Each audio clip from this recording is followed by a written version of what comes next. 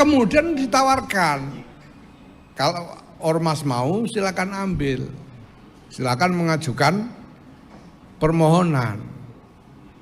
Ya, barang sudah ditawarkan begini masa nggak mau? Sampean ditawani gedok aja mau, ditawani tambah. Ya, kita maulah, kita ajukan Kenapa? Karena kita butuh. Kita jelas butuh, ini desperate ini, ya, orang ini udah melarat berapa lama ini, sampai imajinasi kaya aja nggak punya.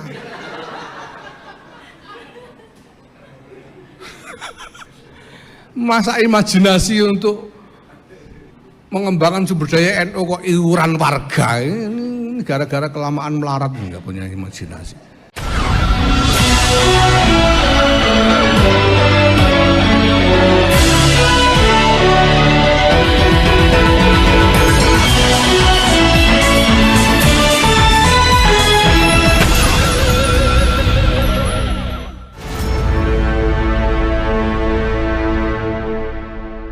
Assalamualaikum warahmatullahi wabarakatuh. Saya Hirs bin Arif dari Forum News Network. Pengurus Besar Nahdlatul Ulama Indonesia akhirnya buka suara dan membela diri terhadap keputusan mereka untuk menerima atau bahkan itu mengajukan konsesi tambang yang dijanjikan oleh pemerintah. Soal ini kan banyak sekali mendapat kecaman, tidak hanya berasal dari kalangan eksternal, tapi juga kalangan internal dari Nahdlatul Ulama. Misalnya beberapa hari yang lalu itu puluhan warga Nahdlatul Ulama alumni Universitas Gadjah Mada itu membuat jumpa pers secara khusus dan menolak keputusan PBNU untuk menerima konsesi tambang yang diberikan oleh pemerintah. Sebelumnya juga aktivis NU di Kalimantan Timur juga menyesalkan keputusan PBNU yang menerima konsesi dari pemerintah itu. Yang terbaru itu adalah pernyataan dari jaringan Gus Durian. Ini merupakan jaringan pengikut dari mantan Ketua PBNU dan juga Presiden Republik Indonesia Abdurrahman Wahid. Ini mereka juga menyatakan mereka menolak keputusan PBNU itu dan mereka mengingatkan seperti dikatakan oleh Inayah Wahid, putri Abdurrahman Wahid atau putri Gus Dur, bahwa semasa Gus Dur itu menjadi presiden tidak pernah memberikan konsesi tambang kepada pengusaha dan juga bahkan juga melakukan moratorium terhadap penebangan hutan. Ini merupakan manifestasi dari sikap Gus Dur yang sangat menjaga lingkungan. Nah, bagaimana respon dari PBNU? Sebenarnya sudah beberapa kali PBNU ini memberikan respon, tapi kemarin itu dalam sebuah halaqah ulama yang diselenggarakan oleh PBNU itu hari Selasa lalu, Ketua PBNU Yahya Stakuf itu memberikan pembelaan dirilah ini. Mengapa mereka kemudian memutuskan untuk menjadi ormas pertama yang menerima ormas keagamaan, ya maksud saya ormas keagamaan pertama yang menerima dan mengajukan bahkan ini untuk konsesi tambang dari pemerintah. Makanya ketika orang ngomong tambang haram, ya kita harus lihat secara fikih. Tambang haram itu kan soal haramnya itu karena cara pengelolaan dan intifaknya dan penggunaannya. Jadi asal usulnya, cara mengelolanya dan penggunaannya itu yang bikin haram. Tapi memanfaatkan batu bara itu tidak otomatis haram. Nah, kalau soal asal usul, cara dan penggunaannya itu bukan cuma batu bara. Ayam goreng itu bisa haram. Kalau ayamnya nyolong, nyembelihnya enggak bener, gitu, dipakai misalnya lalu dipakai tombokan judi misalnya, jadi haram semua walaupun ayam goreng gitu loh. Nah, maka di tambang ini ya harus kita lihat bagaimana asal usulnya. Nah, kalau asal usulnya halal, wong ini pemerintah itu kepingin mencari jalan breakthrough untuk memecah kebekuan dari asimetrik distribution of resources. Jadi ini kan ada ketimpangan distribusi resources nih. Tapi yang sudah menikmati terlanjur kuat sekali.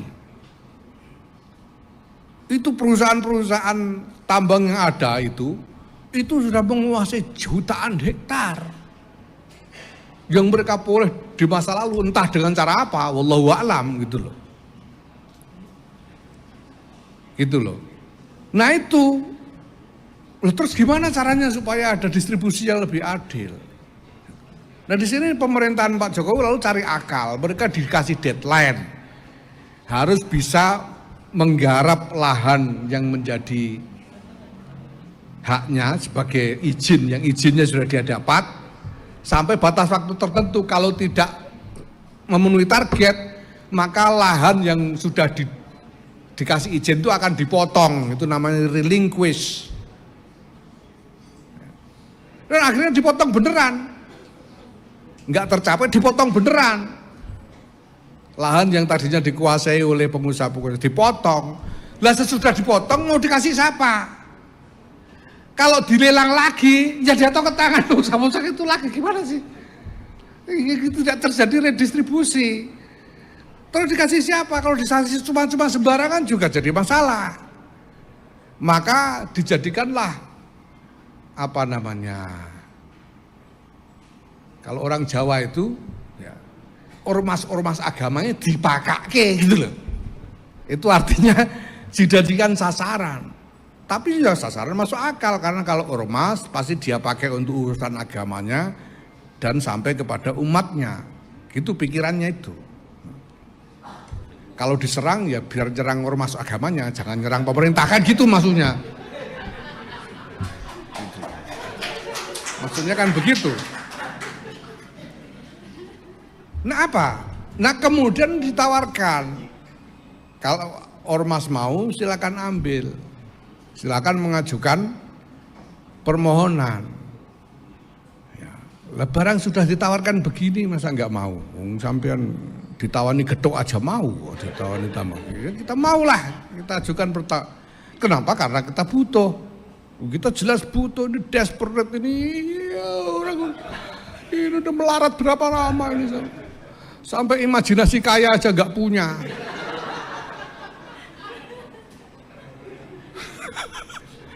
Masa imajinasi untuk mengembangkan sumber daya NU kok iuran warga, ini gara-gara kelamaan melarat nggak punya imajinasi. Nah ini, kalau asal usulnya beres, berarti sudah selesai satu masalah toh. Berarti asal usulnya halal, nggak nyolong ini. Nah kemudian masalah berikutnya gimana cara mengelolanya supaya tidak haram, kan gitu. Ya kita atur nanti supaya kita kelola dengan cara yang tidak haram. Apakah kita punya kapasitas, punya kemampuan profesional untuk itu? Ini kalau ada yang ngomong begitu itu saya sebetulnya. Ya orang NU itu kalau melaratnya lama ya gitu ya. Tapi kalau pinternya kan ya pinter. Ini bukan orang goblok-goblok ini. Kita sudah punya kapasitas profesional untuk itu. Tidak percaya nanti lihat, masa kita belum jalankan udah dibilang nggak profesional gimana? Nah lihat aja nanti. Ini menarik ya apa yang disampaikan oleh Yaya Stakuf tadi. Dia menyatakan bahwa ya kalau diberi getuk aja diterima, apalagi diberi tambang begitu ya, dan alasannya mereka sudah terlalu lama melarat. Saya kira nanti ini bagaimanapun akan mengundang kontroversi baru, tetapi kelihatannya PBNU sejak awal sudah tegas dengan pilihannya itu ya. Ini setidaknya beberapa hari yang lalu itu tanggal 6 ya, hari Kamis tanggal 6 Juni 2024 itu kan secara khusus Pengurus Besar Nahdlatul Ulama ini juga menggelar jumpa pers dan menjawab pertanyaan media tentang keputusan mereka menerima konsesi tambang dari pemerintah. Ini pemerintah punya kebijakan afirmasi kepada ormas-ormas keagamaan. Ya. Mungkin sebetulnya ya ini khusnuzon kami. Yang paling dipikirkan mungkin memang NU. Mungkin loh ini. Karena NU punya umat begitu besar. Ya, survei-survei mengatakan lebih dari separuh penduduk Indonesia ini mengaku NU. NU punya pesantren-pesantren yang jumlahnya sampai sekitar 30 ribuan pesantren, madrasah, ya, dan lain sebagainya. Yang untuk mengelola itu semua dibutuhkan sumber daya. Dan sekarang realitasnya kita sudah ketahui bahwa sumber daya komunitas yang diambil dari komunitas itu sendiri itu tidak lagi mencukupi, ya, sehingga perlu ada intervensi dalam soal ini. Nah, maka NU butuh revenue. Nah, pemerintah kemudian berpikir untuk menyediakan kesempatan, sehingga pada waktu pembukaan muktamar ke-34 di Lampung bulan Desember 2021 dulu, Presiden Joko Widodo dalam pidato pembukaan muktamar itu menyampaikan akan menyediakan konsesi tambang untuk NU. Itu beliau sampaikan dulu gitu. Di pembukaan muktamar itu artinya ya belum tentu ketua umumnya saya waktu itu toh, karena baru pembukaan muktamar. Tapi artinya pemerintah itu berpikir untuk menyediakan kebijakan afirmasi untuk ormas-ormas keagamaan ini. Nah, kemudian bagaimana NU menyikapi ini? Nah, NU ini pertama-tama seperti saya katakan butuh. NU ini butuh apapun ya, yang halal yang bisa menjadi sumber revenue untuk pembiayaan organisasi. Ya. Karena keadaan di bawah ini memang ya sudah sangat memerlukan intervensi sesegera mungkin. Ya, saya bisa bayangkan sekarang satu pesantren aja, mari kita lihat ya, Pondok Pesantren Lirboyo Kediri itu santrinya total 43.000 dengan infrastruktur yang sangat terbatas, sehingga satu kamar seluas kira-kira 3 kali 3 meter itu diperuntukkan rata-rata bagi 60 sampai 70 orang santri, bayangkan. Sehingga mereka hanya bisa pakai kamar itu untuk menaruh barang, dan mereka tidur di sembarang tempat. Untuk tidur mereka harus tidur di emperan kelas, di masjid, di sembarang tempat, karena tidak ada fasilitas kamar untuk tidur. Nah, kalau kita nunggu afirmasi pemerintah yang langsung, itu nanti harus berhadapan dengan macam-macam parameter birokrasi yang pasti lama sekali. Undang-undangnya gimana, aturannya gimana, dan seterusnya.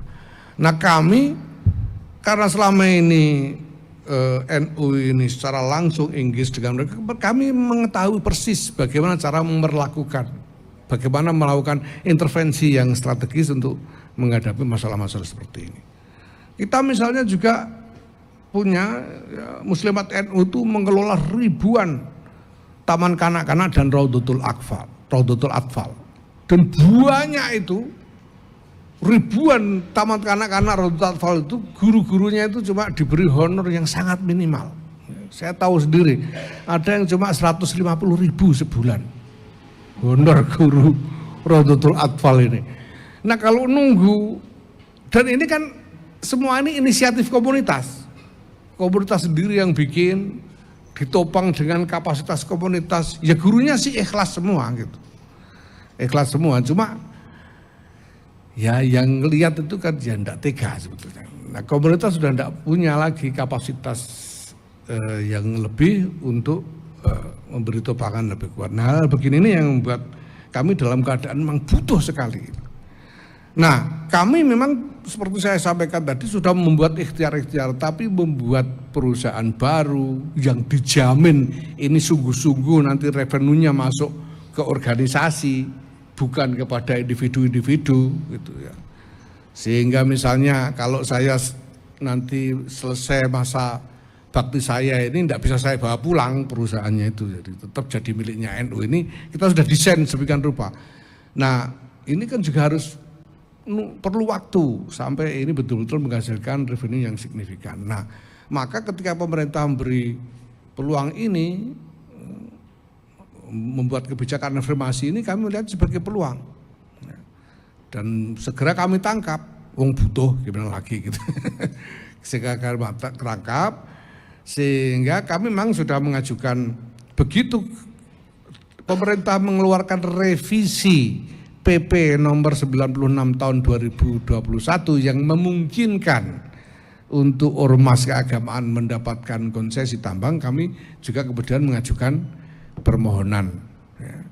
Nah sekarang masih berproses, ya, misalnya untuk peraturan presiden dan lain-lain kita lihat nanti. Nah kemudian apakah NU punya sumber daya? Lah ini bendahara umum kami ini pengusaha tambang juga, gitu, dan dia tentu tidak sendirian, bukan hanya soal bahwa dia sendiri pengusaha tambang, tapi sebagai pengusaha tambang dia punya jaringan bisnis di antara ya komunitas pertambangan ini, sehingga saya kira akan ada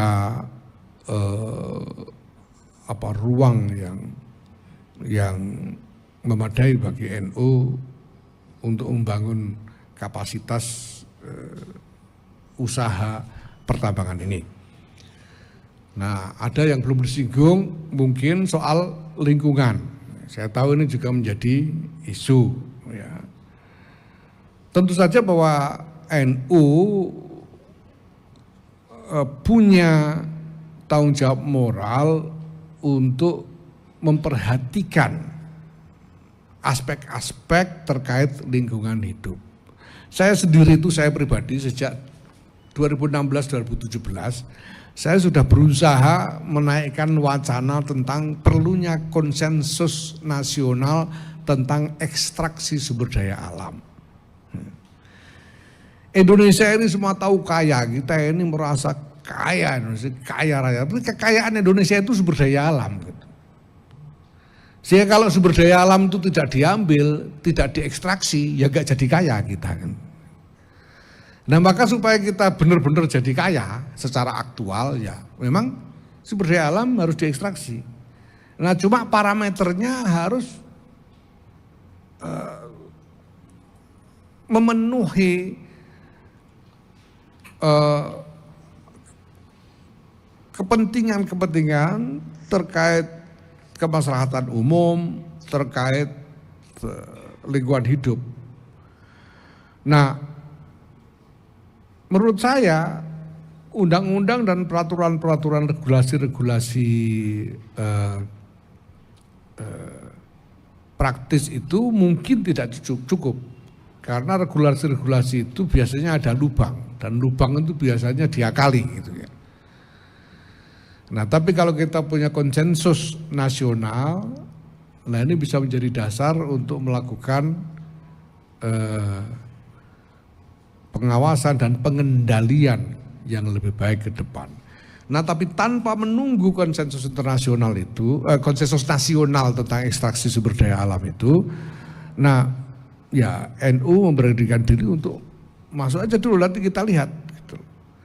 Apapun juga NU punya, NU ini berangkat ya, di samping karena adanya kebutuhan tadi, tapi juga dengan kesadaran akan tanggung jawab moral terkait lingkungan hidup dan kemaslahatan masyarakat secara umum. Ya. Nah hal ini semuanya kita perhatikan sejak awal. Maka termasuk bahwa concern jangan sampai ini kemudian jatuh kepada pribadi-pribadi. Insya Allah kami sudah siapkan desainnya. Jadi itu tadi termasuk bahwa desainnya itu kita bikin koperasi yang anggotanya adalah warga. Dan kemudian join dengan NU sebagai perkumpulan untuk membuat PT yang di situ pejabat-pejabatnya ex officio. Nah, ke depan akan kami kembangkan model yang akan lebih secara bisnis lebih reliable, lebih bisa diandalkan profesionalitasnya, tapi juga lebih aman bagi kepemilikan NU terhadap itu semua. Jadi kelihatannya ini the firm ya, kendati ada kritik dari eksternal maupun internal, itu PBNU akan terus jalan dengan pertambangan ini, proyek baru, proyek bisnis pertambangan ini ya. Dan tadi dari jumpa persnya itu kan Yaya Stakuf itu menepis berbagai keraguan yang muncul, berbagai persoalan kemampuan secara profesional dari pengurus PBNU, karena kata dia bendahara umumnya, ini PLT-nya ya, maksudnya bendahara umumnya itu adalah juga pebisnis pertambangan, jadi jangan dikhawatirkan soal itu. Kemudian soal lingkungan dan sebagainya, itu jelas sudah mereka antisipasi. Dan kemudian tentu saja ini isu yang sensitif berkaitan dengan kemungkinan ini menjadi semacam bancaan gitu para pengurus PBNU. Kalau dalam bahasa agamanya sering disebut sebagai bisyarah begitu ya. Dan tadi dengan tegas menyatakan bahwa ini tidak ada atas nama pribadi-pribadi, semua diatasnamakan organisasi. Dan kalau toh ada nama-nama pengurus besar Nahdlatul Ulama itu nanti dalam kepengurusan perusahaan itu ex officio. Jadi karena konsekuensi dari jabatannya. Artinya nanti kalau misalnya seperti katakanlah Yaya Stakuf tidak lagi jadi pengurus besar Nahdlatul Ulama, itu ya dia tidak berhak lagi mengatasnamakan atau namanya ada di dalam bisnis tambang NU ini. Ini saya kira memang meskipun NU akan terus jalan dan dengan tadi dasar-dasarnya bahkan sampai kaidah fikihnya dijelaskan, akan tetap menjadi kontroversi. Ini bukan persoalan tambangnya sendiri atau bukan yang tadi disebut bahwa kalau tadi secara fikih katanya itu haram halalnya itu kan sebenarnya sudah cukup jelas begitu. Tetapi ini kan berkaitan dengan tren dunia sendiri yang mengutamakan energi hijau dan juga menjaga kerusakan lingkungan. Bagaimanapun juga konsekuensi dari keputusan Nahdlatul Ulama ini di lapangan itu ini mesti harus diantisipasi sejak awal. Apalagi kan seperti diingatkan oleh para aktivis dari NU di UGM, ya alumni UGM itu, bahwa sekarang apalagi dan juga diakui oleh Ketua PBNU bahwa mayoritas warga di Indonesia itu adalah warga dia mengaku sebagai anggota dari Nahdlatul Ulama. Jadi sangat mungkin nanti di lapangan itu akan ada konflik-konflik tambang yang dikelola PBNU itu dengan warga setempat dan kemungkinan besar warga setempat itu adalah anggota Nahdlatul Ulama.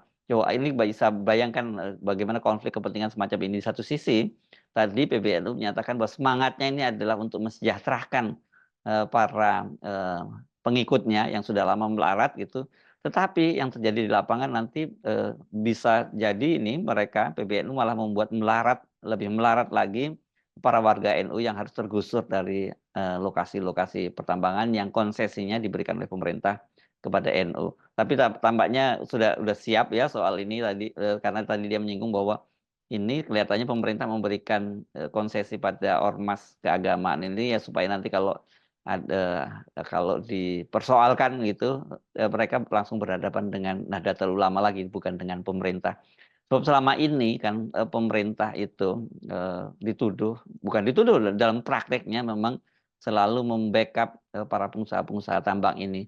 Dan sayangnya dalam praktek di lapangan ya perilaku semacam ini kan itu sebenarnya bukan perilaku lebih terkesan perilaku negara, tapi bagaimana memanfaatkan aparat penegak hukum dan juga instrumen negara itu untuk berhadapan dengan rakyatnya sendiri demi kepentingan para pengusaha. Ya, oke. Saya kira NU sebagai agama itu mungkin nganggap ini sebagai sebuah istihad gitu ya, istihad dalam bidang perekonomian gitu. Dan kalau dalam Islam itu memang disebutkan bahwa kalau orang beristihad itu kalau benar itu dapat amalnya dapat 2, kalau salah ya dapat 1.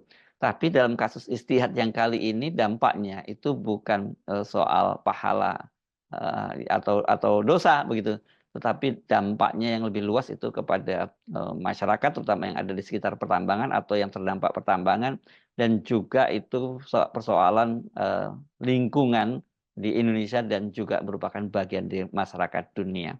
Saya Hersum Arif dari Forum News Network, sampai jumpa lagi. Assalamualaikum warahmatullahi wabarakatuh.